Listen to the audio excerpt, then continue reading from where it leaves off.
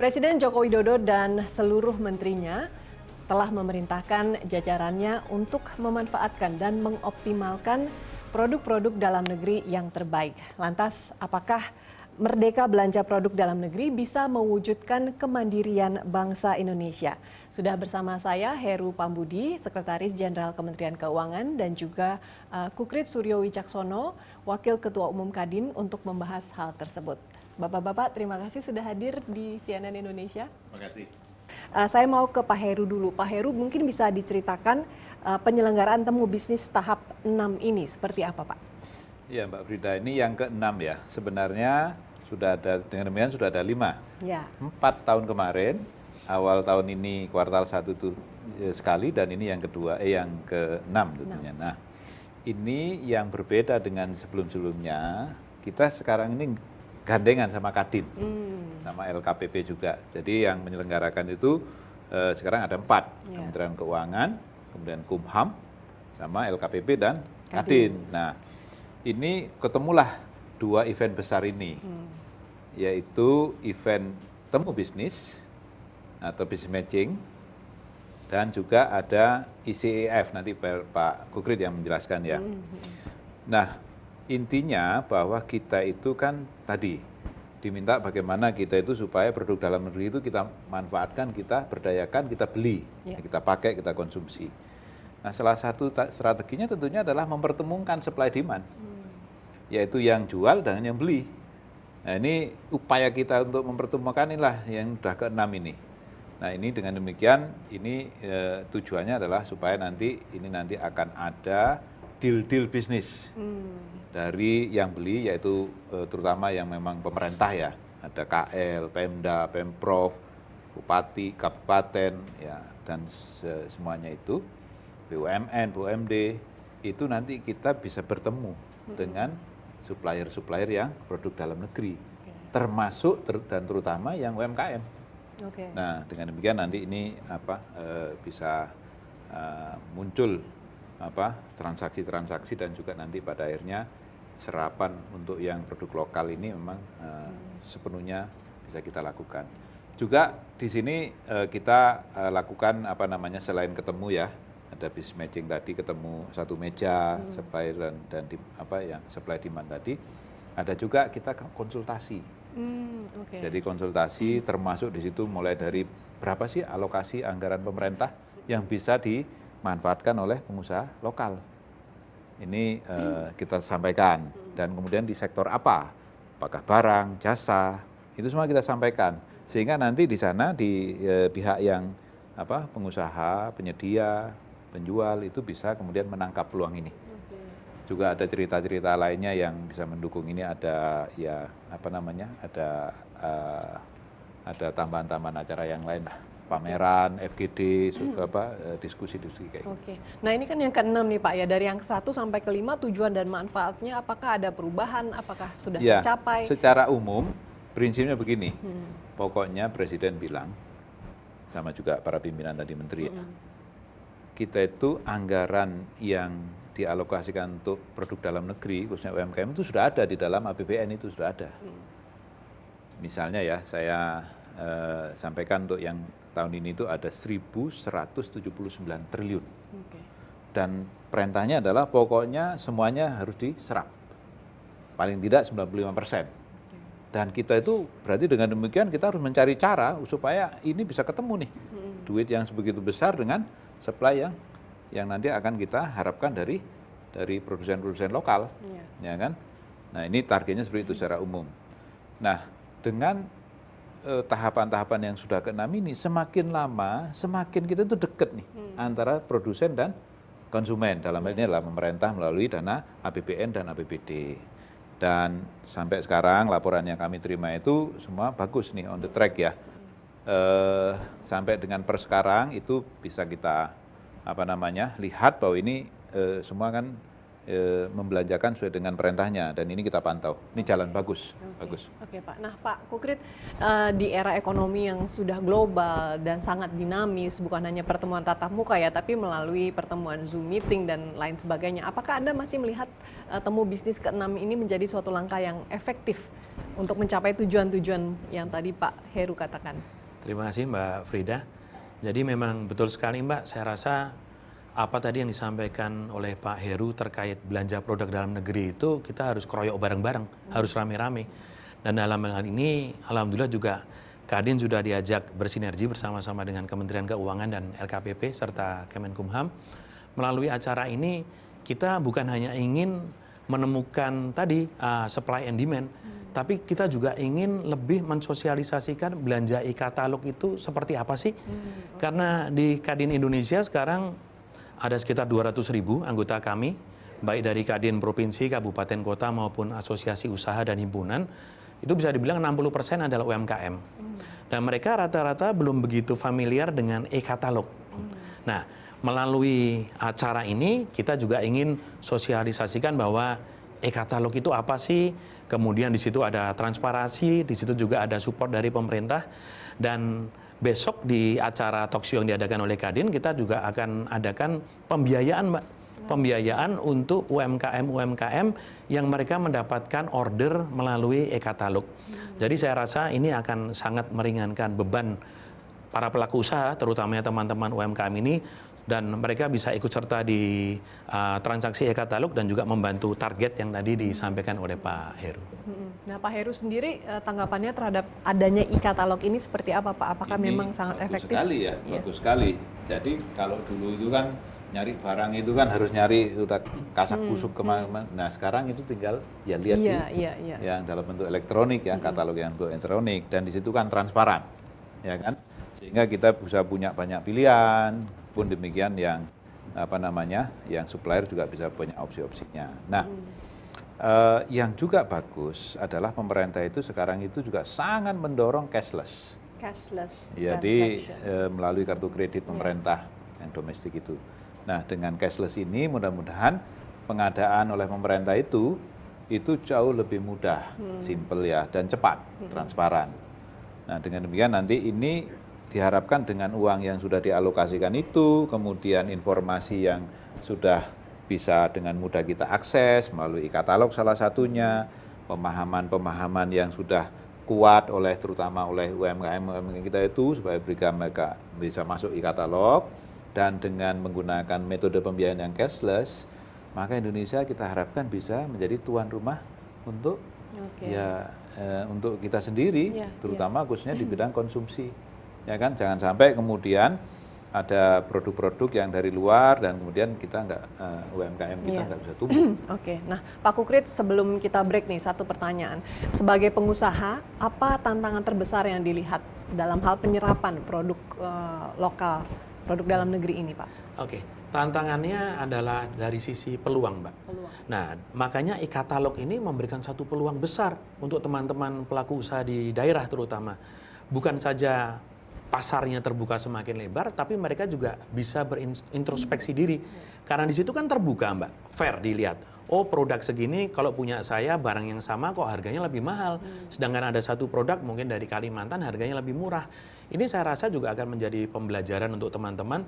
Dan Kadin dalam hal ini, kebetulan kami Pokja di e-katalog Kadin Indonesia, kita terus mendampingi teman-teman UMKM, Kadin Provinsi, daerah di seluruh Indonesia, bagaimana mereka terus meningkatkan produknya. Jadi dengan harga yang bersaing mendapatkan produk yang terbaik. Oke, baik Bapak-Bapak, kita harus jeda sejenak, namun kita kembali sesaat lagi. Pemirsa, tetaplah bersama kami, Indonesia Forward akan kembali sesaat lagi. Halo, terima kasih Anda masih bersama kami di Indonesia Forward. Masih bersama saya, Pak Heru Pambudi, Sekretaris Jenderal Kementerian Keuangan, dan juga Pak Kukrit Suryo Wicaksono, Wakil Ketua Umum Kadin. Pak Heru, tadi sempat dibicarakan mengenai cashless transaction yang memang menjadi suatu cara pembayaran yang sangat efektif dan diharapkan oleh pemerintah bisa menjadi alat pembayaran yang utama begitu ya. Dan pemerintah juga mengeluarkan yang disebut kartu kredit pemerintah. Itu apa maksudnya tuh, Pak? Iya, sebagai gambaran ya, background dulu ya. Dulu itu kan kalau kita belanja itu, termasuk yang dari kantor itu, kalau belanja itu kan bawa uang, ya kan? Supaya bisa belanja maka di kantor harus ada uang, ya kan? Dan karena harus ada uang maka kita harus mengamankan uang. Ribetlah semua itu. Dan kemudian kita masih harus nanti mempertanggungjawabkan juga dalam dokumen yang pokoknya ribet, ya.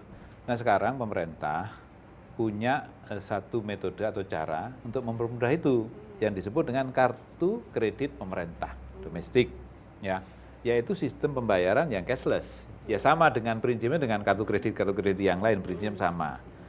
Yang nanti setiap pembelian kita itu bayarnya pakai kartu kredit saja, ya kan? Jadi nggak perlu bawa uang misalnya, ya sudah. Nah memang ini satu terobosan yang kita harapkan bisa membuat ya sistem pengadaan kita, sistem pembelian kita, apakah barang dan jasa itu bisa menjadi lebih mudah, lebih transparan. Karena kan sudah cashless ya, terrecord ya. Kemudian juga lebih akuntabel. Dan yang juga penting adalah aman. Kenapa? Karena kan memang tidak ada fisik uang. Jadi ada fisik kartu kreditnya nih Pak? Ada. Oke. Kan ya memang sudah diatur ya. Iya, iya. Jadi nanti misalnya kepada PPK Satker itu agak teknis ini ya. Pokoknya yang bagian pembelian itu dia bisa pakai itu. Oke. Nah, karena dia kartu kredit tentunya kan bayarnya bisa belakangan. Iya. Nah, ini dengan demikian ini bisa mempercepat kegiatan pengadaan itu sendiri. Oke. Nah, ini harus kita koordinasikan dengan tentunya yang jual. Kalau kita punya tapi yang jual nanti mungkin barangkali harus disambut ini ya, Iya, Pak iya, Kukrit iya. ya. Oke, siap. Yang jual juga harus bisa menerima Oke. model pembayaran ini. Nah, para pengusaha sudah dengar belum mengenai kartu kredit pemerintah ini Pak Kukrit? Saya rasa ini satu terobosan yang sangat luar biasa dari Kementerian Keuangan. Karena dari proses tendernya sendiri, proses jual belinya udah sangat simpel dan pembayarannya juga sangat simpel. Jadi saya rasa ini satu tren yang kekinian ya, cashless dan juga memudahkan para pelaku usaha. Oleh karena itu kami dari dunia usaha tugasnya apa? Tugasnya adalah memberikan produk-produk yang terbaik dengan harga yang kompetitif. Semua sudah disiapkan infrastrukturnya oleh pemerintah, dalam hal ini Kementerian Keuangan. Dan kami juga harapkan nanti yang kartu kredit pemerintah ini bisa lebih disosialisasikan Bapak di teman-teman para pelaku usaha, asosiasi usaha, karena saya rasa juga ini sayang sekali kalau sesuatu yang bagus tapi teman-teman tidak bisa memanfaatkan. Pak Kukrit, tadi sudah disinggung juga masalah e-katalog. Kesiapannya sejauh ini sudah sampai tahap mana nih Pak? Apakah sudah benar-benar siap digunakan 100%? Kalau dari sisi kami di Kadin, kami terus bersinergi bukan hanya dengan LKPP Mbak, tapi juga dengan BUMN. BUMN itu ada e-katalog sendiri, PADI namanya. Supaya apa? Kepentingan kami membuka peluang usaha sebesar-besarnya bagi asosiasi, himpunan, kemudian teman-teman di daerah, di kabupaten kota, seluruh Indonesia. Dan kami terus mengendorse mereka. Ayo dong onboarding di e-katalog, ayo dong onboarding. Kami di tim Pokja keliling Indonesia, Mbak Frida, untuk ngajarin teman-teman gimana sih caranya onboarding di e-katalog. Jadi nanti yang dimudahkan siapa? Yang dimudahkan nanti dari para pengguna anggaran. Pilihannya semakin banyak, semakin kompetitif, dan juga niat dari awal untuk memajukan UMKM ini bisa terrealisasi karena kesempatannya semakin terbuka luas. Nampaknya solusinya sudah cukup jelas nih ya, e-katalog, kemudian ada kartu kredit pemerintah, sudah semakin cashless dan transparan ya Pak ya. Nah, kalau dari sisi Kementerian Keuangan, apa saja sebenarnya Pak Heru peran dari Kemenkeu dalam peningkatan penggunaan produk dalam negeri nih di lingkungan pemerintah? Jadi kita itu punya dua instrumen ya, dari sisi kebijakannya dan juga dari sisi operasional. Ini kalau terkait dengan tusinya Kementerian Keuangan, saya mungkin yang ini dulu ya, yang kebijakannya. Jadi bagaimana supaya teman-teman ini bisa memproduksi barang dalam negeri, di dalam negeri ya, itu kita bisa kasih insentif dalam bentuk ada tax holiday, tax allowance, kemudian juga ada beberapa insentif untuk mendatangkan misalnya mesin-mesin, kemudian peralatan yang nanti dipakai di sini bangun pabriknya, dan nanti itu untuk memproduksi produk dalam negeri dengan kualitas internasional standar ya. Itu contohnya. Kalau di Polisi perpajakannya ini kepada teman-teman yang UMKM ini diberikan perlakuan khusus. Tarifnya itu dibikin rendah karena memang sesuai dengan kemampuannya ya. Contoh UMKM itu PPh-nya 0,5% cuman. Kemudian juga PPN-nya juga itu kalau omsetnya itu 1 sampai 500 juta, 0 sampai 500 juta itu enggak kena. Dan juga beberapa insentif fiskal yang lainnya. Nah, ini cerita yang tentunya kita harapkan bisa menggelorakan produksi dalam negeri secara kompetitif. Juga ada misalnya ya, kalau ini bagaimana kita melindungi produk dalam negeri, kita bisa menggunakan instrumen yang disebut sebagai menggunakan instrumennya tarif sama non tarif barrier. Jadi produk dalam luar negeri itu ya, impor-impor yang memang sudah ada di dalam negeri itu kan harus kita bikin ini fair. Jadi jangan sampai produk luar negeri itu menggilas yang dalam negeri, ya kan? Caranya bagaimana? Kita di situ menggunakan instrumen tarif biar masuk.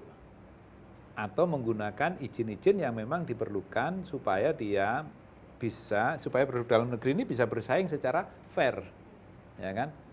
Nah, dengan demikian kita harapkan bahwa industri dalam negeri ini bisa kita maintain, kita tumbuhkan. Itu juga salah satu peran dari Kementerian Keuangan. Kalau di level operasional kita itu sebagai bagian daripada pemerintah secara keseluruhan itu udah perintahnya jelas. Pokoknya ini yang harus dibelikan produk dalam negeri ya kita ini. Contohnya apa? Contohnya gini, kita itu dulu kalau beli laptop misalnya, kita tidak ada dorongan untuk memberi produk dalam negeri. Baik dari sisi pengadaan sendiri maupun bersama-sama. Nah sekarang kebijakannya atau pelaksananya kita atur seperti ini di Kementerian Keuangan. Pengadaan itu semaksimal mungkin harus kolaboratif bersama-sama. Kan beli 1 sama beli 10 murahan 10 toh? Itu satu. Nah yang kedua ikut perintah untuk beli produk dalam negeri. Nah contohnya dulu itu kalau kita bicara laptop itu ini hanya perumpamaan ya. Itu dulu hampir Rp15 lah kira-kira begitu. Sekarang itu tidak sampai separuhnya harganya. Kita bisa dapat dengan barang yang serupa, itu harganya tidak lebih dari separuh. Tidak lebih dari separuh, Pak Kukrit. Kenapa? Karena kita itu yang dulu per satker itu kita kumpulin sekarang. Se-Indonesia, Kementerian Keuangan, mau beli berapa laptop ini semua. Jadi kita nanti langsung menawarnya begitu. Kita tidak lagi beli unit per unit, tapi seluruh Indonesia. Nah, terus yang kedua adalah ya kita minta ini produk dalam negeri. Ternyata kan produk dalam negeri juga tidak kalah bersaing. Buktinya apa? Ya kita pakainya sama itu, sama. Nah, ini yang tentunya harus mulai kita komunikasikan dengan para penyedia. Karena uang yang 1.179 itu kan bukan triliun loh ya. Ini bukan uang kecil. Jangan sampai kita sudah mengalokasikan di anggaran yang suppliernya ini nggak nututi ya, nggak nututi. Sayang, akhirnya nanti terpaksa harus diisi dari yang impor. Makanya ini harus saling tektokan lah ini ya antara pemerintah yang beli dengan para penyedia. Itu. Baik, kita jeda dulu Pak, nanti kita lanjutkan setelah jeda. Pemirsa tetaplah di Indonesia Forward, kami kembali sesaat lagi. Halo, terima kasih Anda masih di Indonesia Forward dan masih bersama saya Pak Heru Pambudi, Sekretaris Jenderal Kementerian Keuangan dan juga Pak Kukrit Suryo Wicaksono, Wakil Ketua Umum Kadin. Pak Kukrit, pengusaha itu melihat peran APBN untuk mendorong bisnis yang transparan itu seperti apa Pak? Kita terus bersinergi dengan kementerian, dengan BUMN, mengharapkan ada satu transparansi yang memang betul-betul itu bisa bermanfaat untuk para pelaku usaha di Indonesia, Mbak. Jadi sebenarnya kami di Kadin ini, kita kan juga terus ikut mempromosikan investasi di asing ya untuk masuk ke Indonesia. Itu pun salah satu tugas yang kami lakukan adalah bagaimana para investor-investor asing ini saat mereka masuk ke Indonesia, paling tidak TKDN-nya, tingkat kandungan dalam negerinya itu harus 40%. Sehingga mereka pun juga bisa onboarding di e-katalog, ikut berperan di sana. Jadi kami di Kadin ini punya banyak sekali instrumen-instrumen, bukan hanya dari sisi mensukseskan program di APBN, tapi juga bagaimana meningkatkan kualitas dari supplier-supplier sendiri yang ada di dalam negeri. Bukan hanya para pemain yang ada di sini, tapi juga para investor yang masuk ke Indonesia, kita endorse mereka supaya mereka tingkat kandungan dalam negerinya harus 40%. Oke, nah Pak Heru, apakah tujuan acara Temu Bisnis tahap 6 ini sendiri akan benar-benar mendukung kemandirian bangsa Indonesia karena ada kontribusi pada belanja produk dalam negeri? Ya, ada beberapa tujuan ya. Pertama dari sisi anggaran tadi, bagaimana kita merealisasikan dengan cara mempertemukan. Dan ini catatan kita, ini sudah on the track. Ya. Itu salah satunya karena campaign ini terus-menerus. Bapak Presiden datang di beberapa seri sini ya. Yang kemarin beliau menyampaikan mengenai pentingnya produk dalam negeri. Ini udah benar ini menurut saya. Nah yang kedua, ini sudah mulai dapat sambutan kan dari sisi pengusaha, khususnya melalui asosiasi-asosiasi nanti akan terus ini ada gerakan bersama. Nah yang berikutnya adalah tujuan dari sisi jangka menengah panjangnya. Kita tidak hanya memikirkan bagaimana mempertemukan antara penjual sama pembeli, dalam hal ini pemerintah, BUMN, BUMD, KL dengan teman-teman yang supplier ini, tapi bagaimana kita bertemu, memikirkan ke depannya kayak apa. Contoh yang barusan nih, Pak Gukrit kan, kalau misalnya daripada barang-barang yang diproduksi yang memang kita butuhkan itu diproduksi di luar kemudian diimpor, kenapa nggak pabriknya aja kita pindahin ke sini, ya kan? Nah untuk itu kan mesti harus ada masukan dari mana-mana, apa yang dibutuhkan oleh pemerintah, apa yang bisa dilakukan, apa yang belum bisa dilakukan atau diproduksi oleh teman-teman ini, baik barang maupun jasa.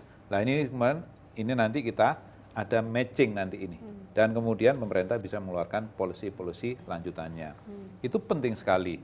Nah yang dari sisi operasional tentunya ini tadi ada manfaat langsung bagi kementerian lembaga.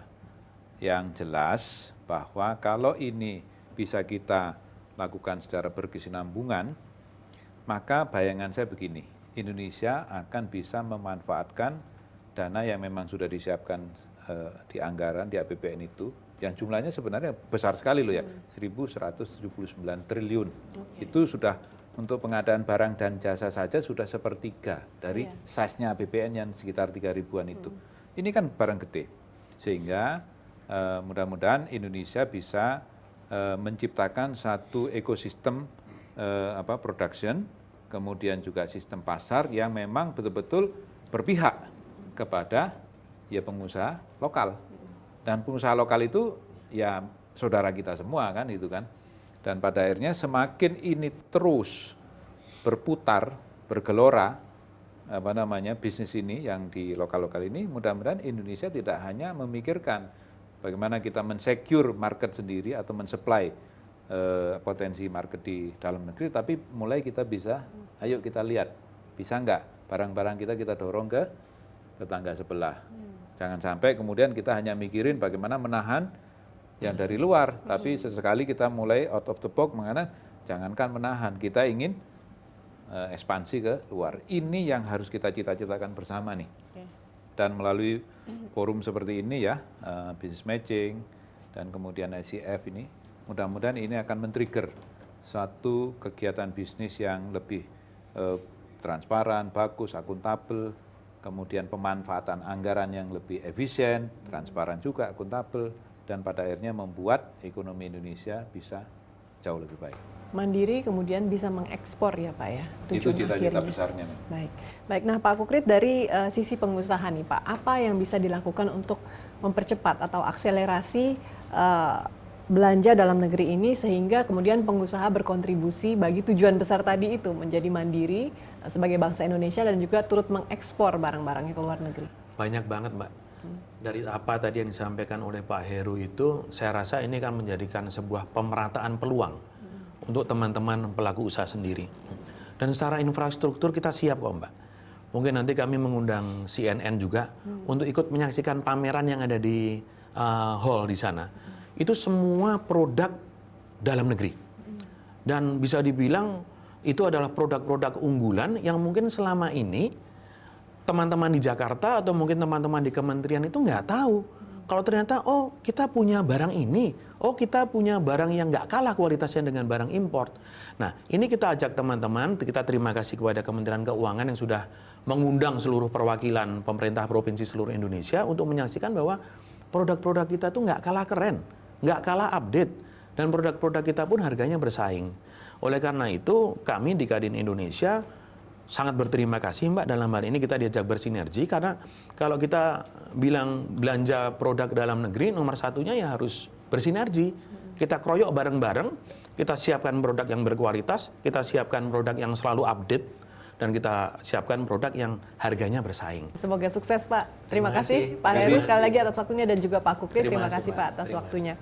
Pemirsa, pada temu bisnis tahap 6 ini diharapkan membuka wawasan dan juga meningkatkan semangat dan kepedulian kementerian, lembaga, pemerintah daerah, dan BUMN untuk terus berkomitmen meningkatkan penggunaan produk dalam negeri.